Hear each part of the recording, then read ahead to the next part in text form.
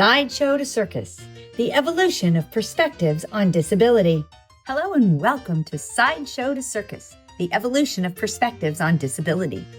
This is a 4-part social media series sponsored by the Edith Johnson Memorial Fund and Omnium Circus to expand understanding of the world in which we live, how we got here, and the role of popular entertainment in both reflecting and shaping common perspectives.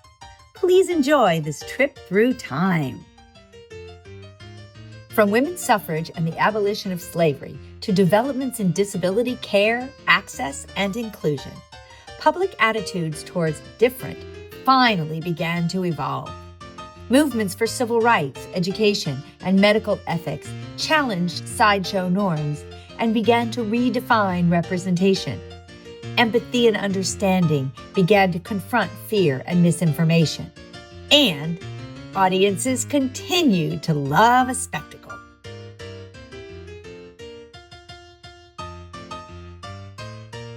Introduction. Thrilling acts such as the human blockhead, sword swallowers, fire eaters, strongmen, snake charmers, and those performing on a bed of nails became more popular. Natural-born artists reclaimed their bodies and their narratives away from being exhibits and towards affirming their talents as performers, proud of their craft. This evolution helped propel the sideshow to maintain its vibrancy as a vital part of popular entertainment. Ward Hall opened his first sideshow in 1951, traveling the country for the next 70-plus years, becoming one of the most successful showmen in American history. Hall achieved his circus dreams, and as the founder of World of Wonders, helped other performers from all walks of life achieve their dreams as well. History. Jim Crow laws continued until the 1960s. The civil rights movement led the way toward the end of legalized segregation. Meanwhile, in the sideshow, by the late 1960s, freak shows were coming under attack as demeaning to people with disabilities. Mr. Hall maintained that the sideshow was one of the few places where people with these conditions could make a decent living. He told the New York Times in 2006, they were hams, but they could never be actors. Who's putting a bearded lady or a one-armed girl in a leading role on Broadway? This was the first step towards equal opportunity and fair representation, which was still years in the future. History. The 504 sit-in, a 1977 28-day sit-in protest spearheaded by the disability community, led to the federal enforcement of protections granted by the Rehabilitation Act of 1973.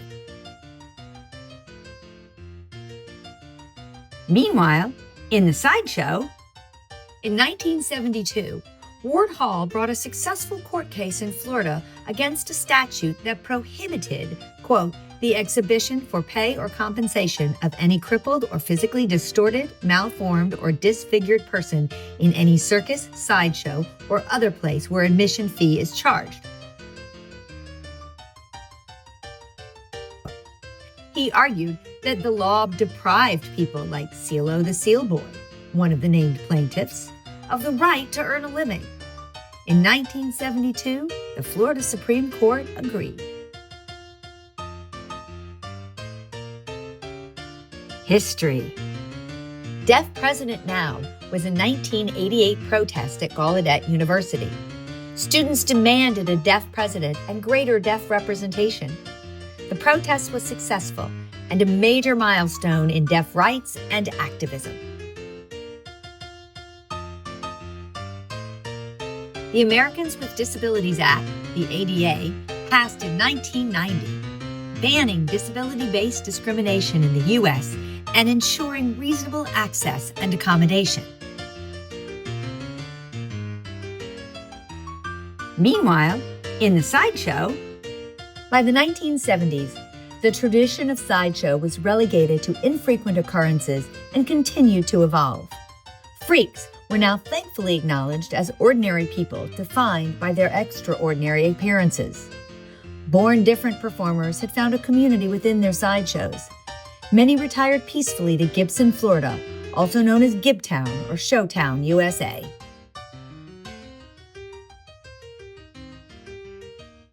History. The world was changing. Shifting policy outcomes and activist groundswells in the United States led to changing cultural mindsets, which has shaped how society views race, disability, and other marginalized groups today.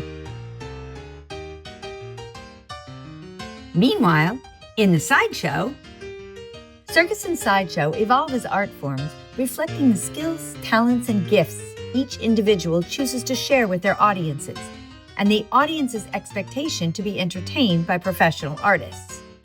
The 21st century ushers in a new incarnation of Sideshow. Performers with disabilities began to create an advocacy and a pathway towards the main event.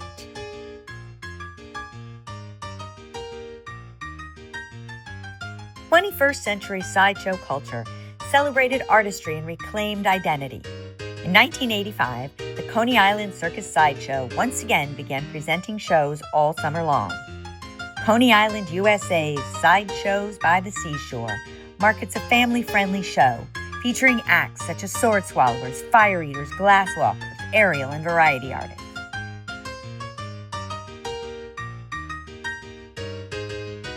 They own both the history and its evolution in their statement. We're rooted in 1923, but we realize it's 2025. The diverse cast and employees want you to know that everyone is welcome here.